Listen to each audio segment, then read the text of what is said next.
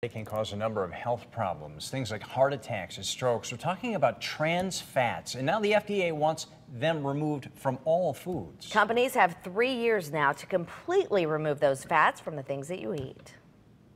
We're talking about foods that you probably snack on all the time. According to Health.com, some of the worst foods for trans fats are French fries, darn it, because that's one of my favorites. Anything that's fried or battered, basically. Even microwave popcorn is on that list, too. And baked products like pie crusts. Some fast food chains like McDonald's and Burger King have already gotten them out of their apple pies.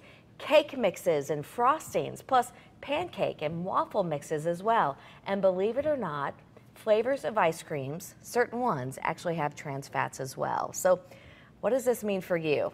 Because I probably listed some of your favorites, right? Will the taste of those foods change, and will the move affect business at the companies that make those foods? News 8's Tina Detel has all those answers tonight.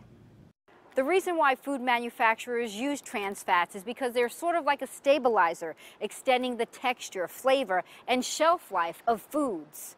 But over the next 3 years, the FDA wants all those trans fats phased out.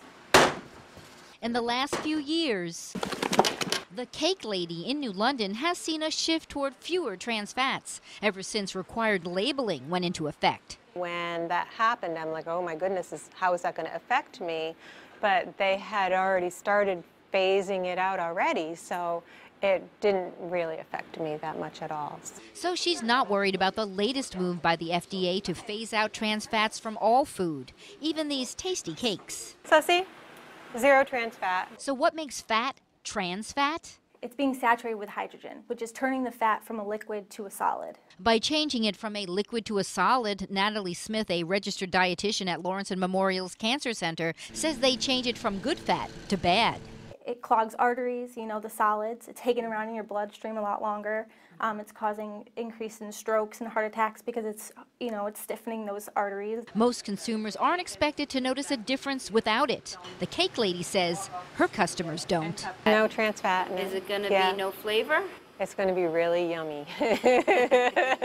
If you're looking at your nutrition label, you really have to look very closely because, as you can see, this says there are no trans fats.